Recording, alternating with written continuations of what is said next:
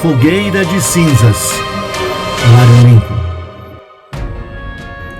Leve-me no momento do acenda fogueira, ou deixe-me crucificar com cinzas na testa. É uma quarta-feira infestada de abades e abadesas, íngreme sonolência, isentos de penitência, por madrugarem colados ao espelho de luz e cor, bisbilhotando os rebolos de fantasias, nos desfiles de escolas sem alunos, com mais de 100 consolos. Cinzas, aleluia, amanheceu faz tempo, e nos lençóis unguento, marcas da ilusão de mãos e dedos, fingindo fuga da solidão.